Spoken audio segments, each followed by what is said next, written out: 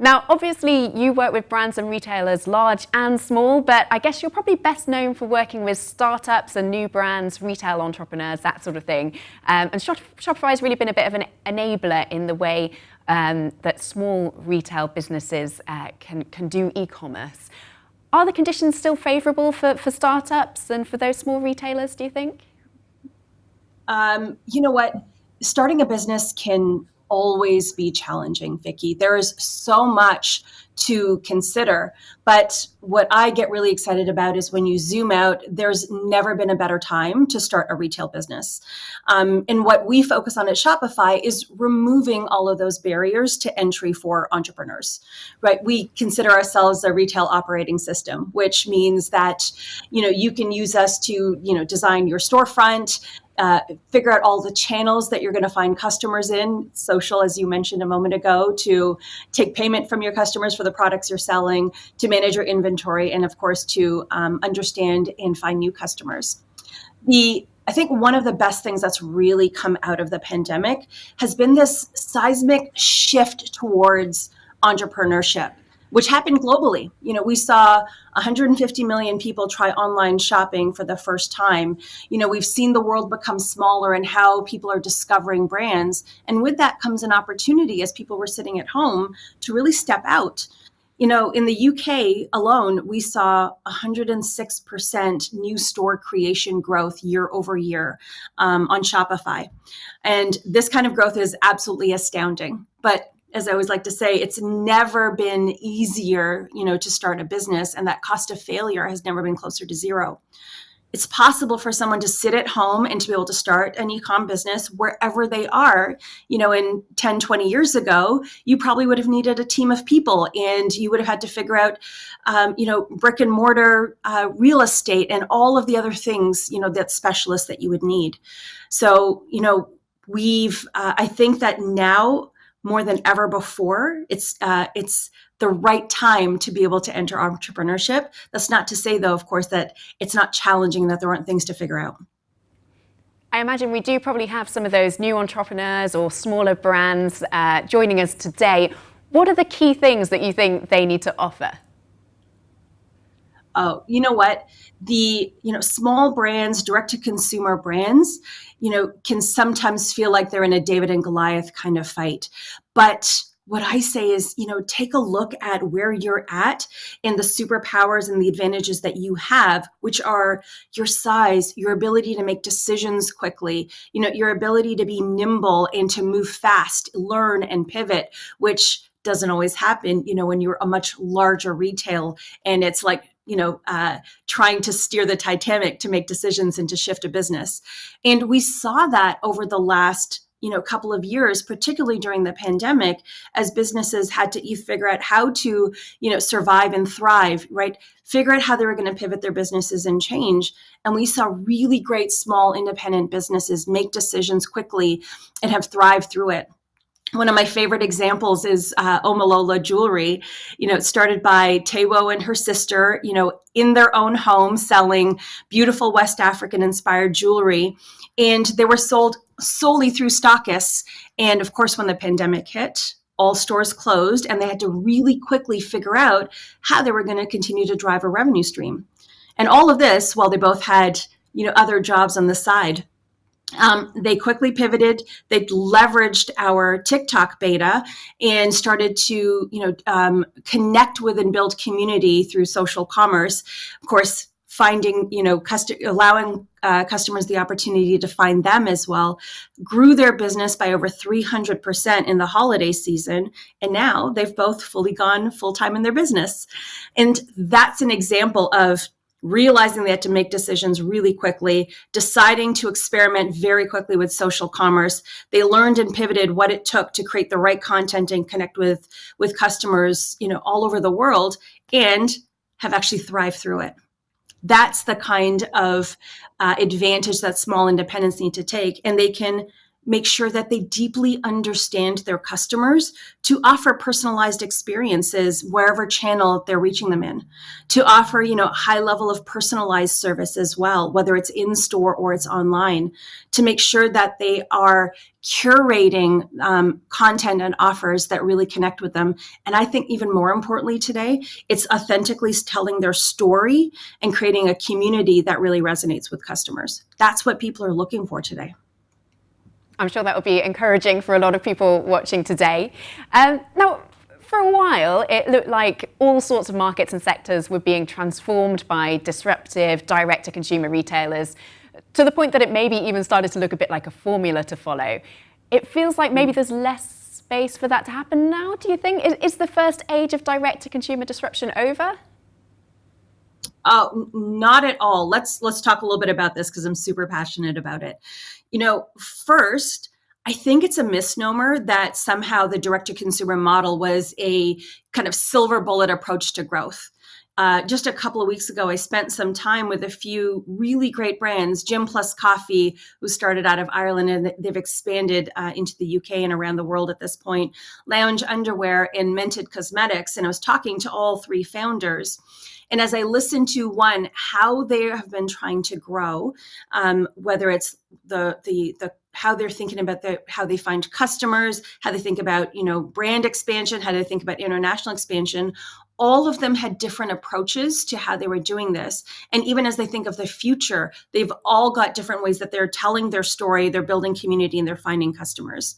And so direct to consumer, the key and the superpower behind that is the opportunity to build a personal connection directly with your customers, right? There's no middleman there.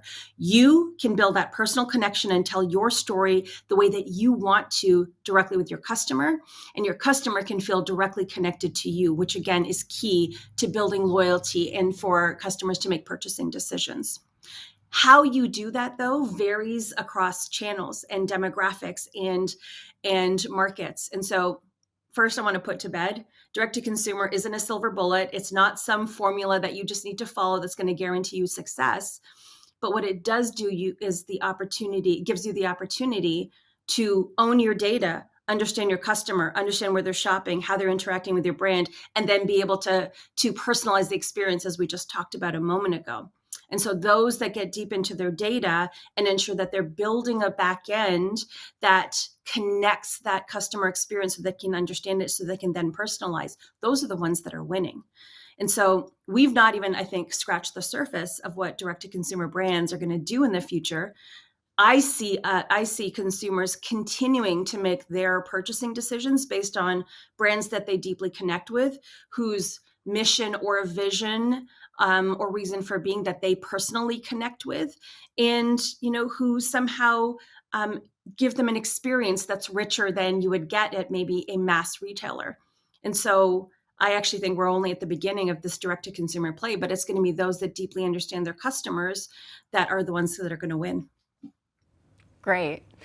Now, a lot of our program today is dedicated to e-commerce, to the online space. But what about physical retail space? How do you think that smaller retail brands, direct-to-consumer first brands or retailers, how should they think about using physical retail space as part of their model? I think that the physical retail space remains incredibly important, right? So this is not a binary decision. This isn't online or offline, online or in store. It's both.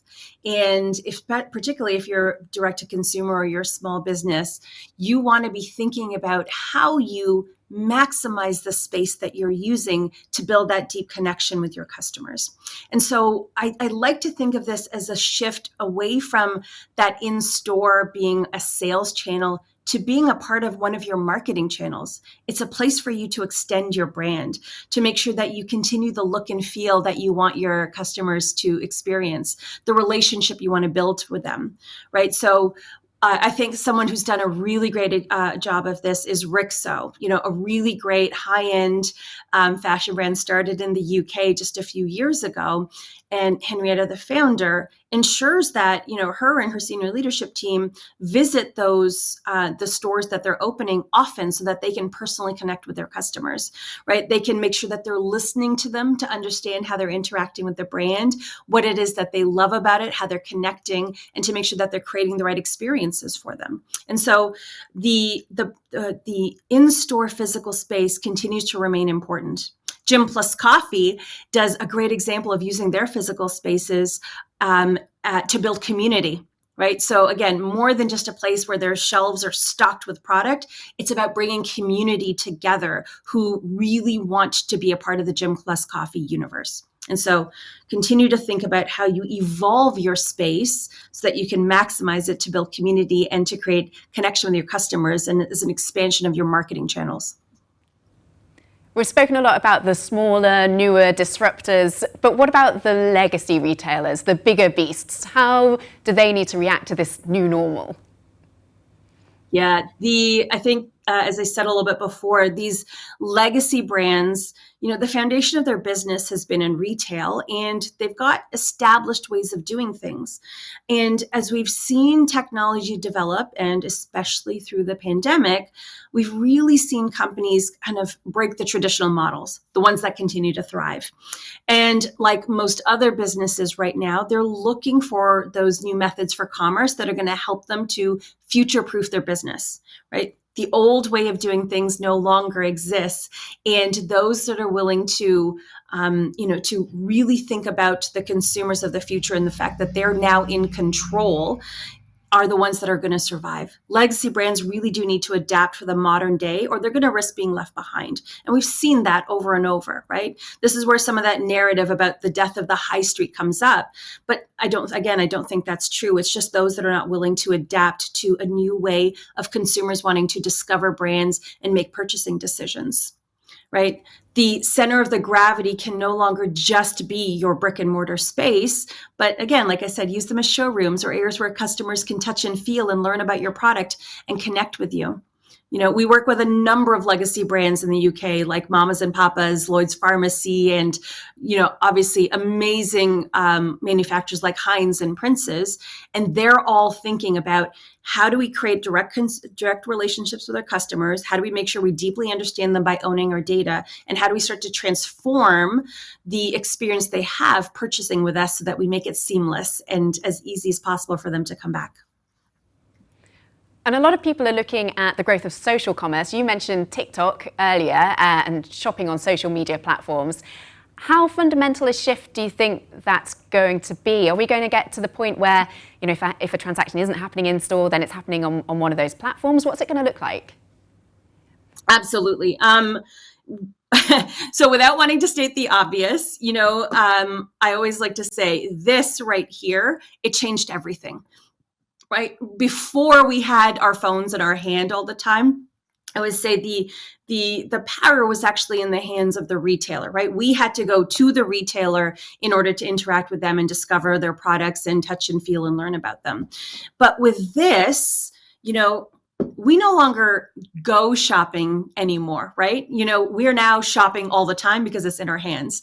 And so what's shifted here is knowing and understanding that consumers are discovering brands on every platform that they're at. In fact, data shows us that particularly Gen Z, but really all demographics, are actually going to social sites in order to discover brands and make purchasing decisions. And so realizing for retailers that you have to now go to where the customer is and create a connection with them there.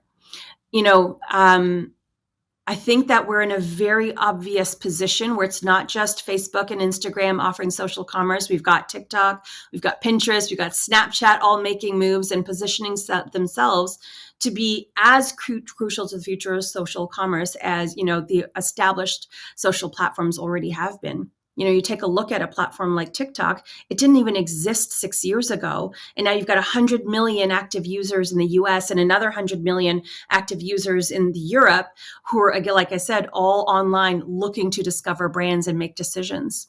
The way I see it is that social commerce is great for people who are browsing and then see something they like, and decide to then transition to the owned site in order to make their decision. Over 5 billion people have actually engaged with TikTok's hashtag, TikTok made me buy it, right? The power is there, momentum is there. All of this is a really, really big opportunity for merchants that get it right. And I'm really inspired actually by, young first-time entrepreneurs who are doing it successfully because they're authentically telling their story. They're pivoting and learning quickly, like Lounge, like War Paint for Men, which is a really great story as well, and Omalola Jewelry that I mentioned before. Excellent. We're nearly out of time, so I'll just throw one last question to you. Obviously, knowing your customer as a brand is key, as you've said, but what are the key things that you need to know about them? It seems like nowadays you can get so much information to sift through. What do you actually need to be taking in and acting on? Yeah. So this may be stating the obvious, but the first thing is, who is your customer is the first and foremost most important thing to understand. We can, especially as we're starting out and we're building businesses, you may have a target demographic, but actually who's engaging and interacting with your brand and purchasing from you may end up being something totally different, which is fascinating to learn in and of itself. So who is your customer? And then second, what's really important is understanding how they're interacting with you on the different channels that you're using. So are they coming to your own site to actually, convert their purchase and to engage with your loyalty program? Are they going to Instagram to engage with the rich, beautiful content, that you're going to put up there? Are they going to Facebook to, talk to others and to learn about your product? Understanding how people are looking to interact with your brand. Are they looking to make returns in person in your store? These are really important behaviors that are important to understand so that you can then surface the right content to those customers in the right place, engage with them in the right place, convert in the right way, and of course, surface the right offers and almost personalize the experience for them. It's not just about offering a product that they want, but knowing where they are and how they like to shop, which social platforms they use, and what interests them, right? And so that you can also get super efficient with all of your ad targeting. We know that those costs are going up. So how are you surfacing that? How are you thinking about SEO? How are you thinking about retargeting? Those are really, really important.